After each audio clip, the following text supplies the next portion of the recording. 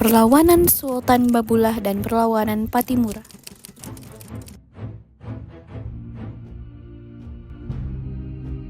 Sultan Babullah.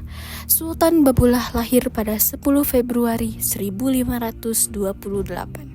Ia adalah putra tertua dari Sultan Khairun Jamil bersama Boki Tanjung. Sultan Babullah bersamai ayahnya bahkan ketika Sultan Khairun diasingkan ke Goa pada tahun 1545 hingga 1546. Ia merupakan Sultan ke-7 sekaligus penguasa ke-24 dari Kesultanan Ternate. Ia memiliki julukan penguasa 72 pulau.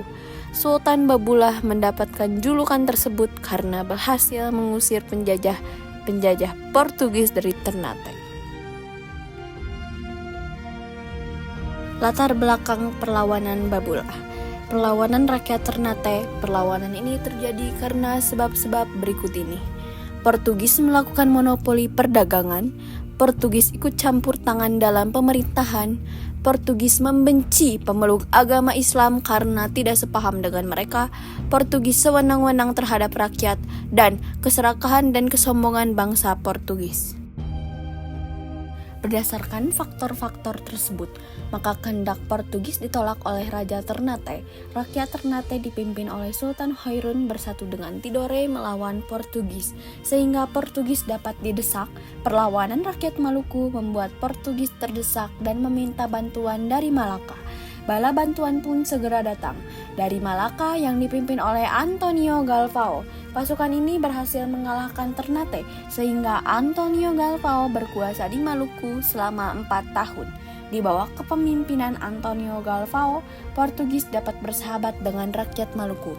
Namun, setelah Galvao digantikan oleh penguasa lain, nafsu serakah Portugis muncul lagi dan semakin ganas.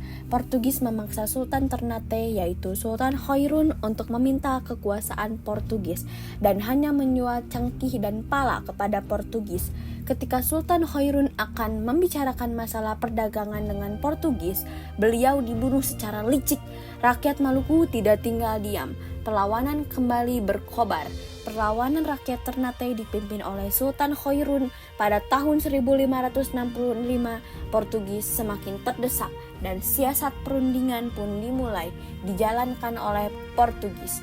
Perundingan antara kerajaan Ternate dan Portugis diadakan pada tahun. Dalam perundingan tersebut, Portugis melakukan kelicikan, yaitu membunuh Sultan Khairun. Terbunuhnya Sultan Khairun jelas memancing kemarahan rakyat Ternate. Lalu, inilah perlawanan Sultan Babullah. Jadi, perlawanan ini didasari atas dendam yang disebabkan oleh kematian ayahnya. Sultan Babullah meminta Lopez ke hadapannya. Kediaman Lopez yang berada di São João Baptista pun dikepung oleh pasukan Ternate, sehingga Lopez tidak bisa berhubungan dengan dunia luar. Pada tahun 1571, armada Ternate dengan 6 kora-kora besar yang dipimpin oleh Kapita Kalasinka melakukan penyerangan terhadap Ambon.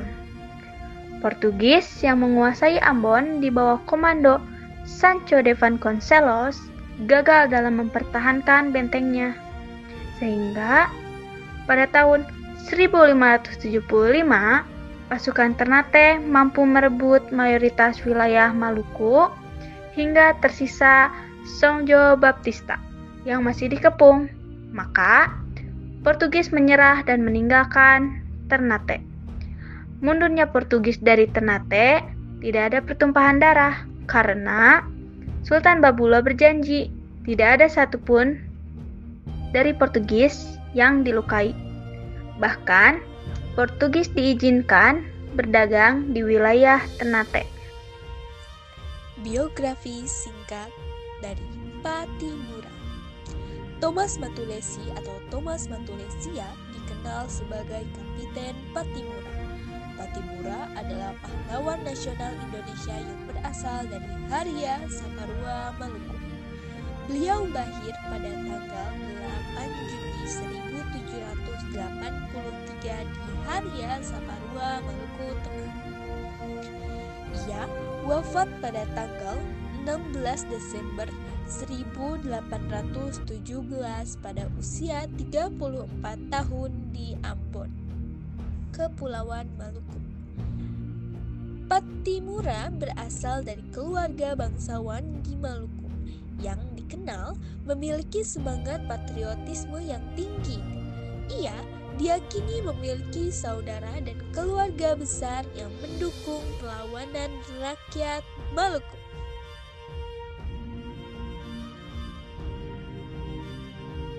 Latar belakang perlawanan Kapitan Pattimura.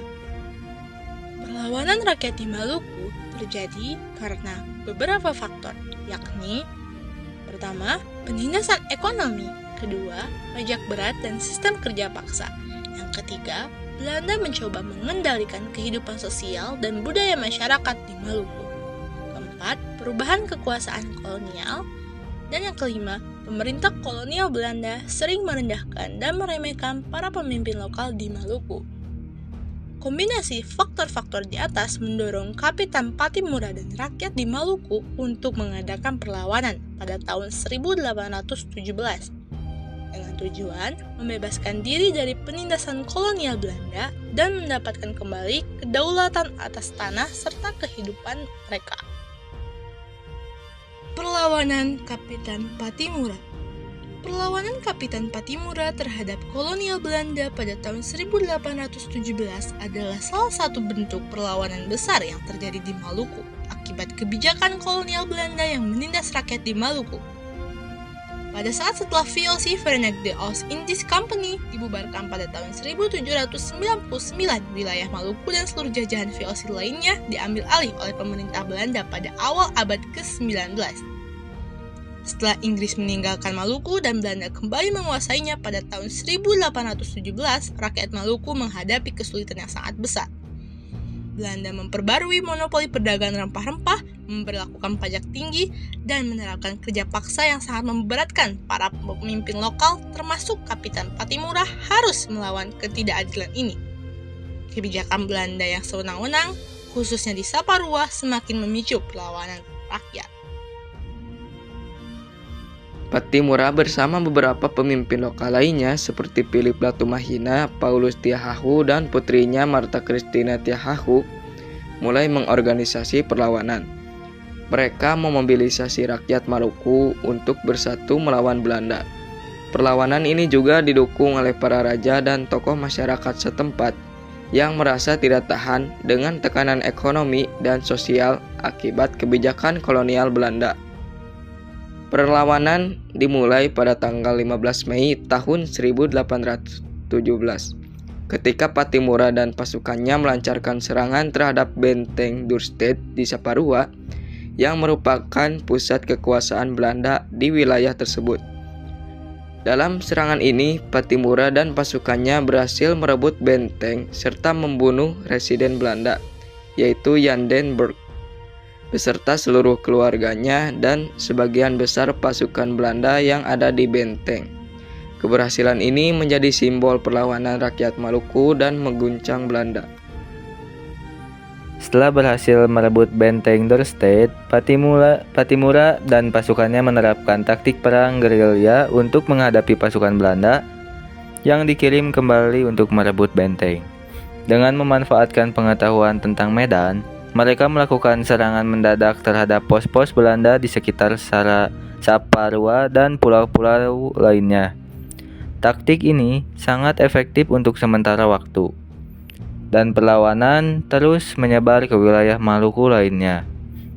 Namun, Belanda sering mengirim lebih banyak pasukan yang dilengkapi persenjataan canggih untuk menghadapi perlawanan ini. Setelah pertempuran yang panjang dan melelahkan, Belanda berhasil mengepung dan mengalahkan pasukan Pattimura. Pada 11 November tahun 1817, Pattimura ditangkap bersama beberapa pemimpin perlawanan lainnya. Ia kemudian diadili dan dijatuhi hukuman mati. Pada 16 Desember 1817, Pattimura dihukum gantung di depan benteng Victoria di Ambon. Meskipun gugur, perjuangan Pattimura menginspirasi rakyat Maluku, bahkan bangsa Indonesia untuk terus melawan ketidakadilan kolonial. Cukup sekian yang dapat kelompok kami sampaikan. Terima kasih.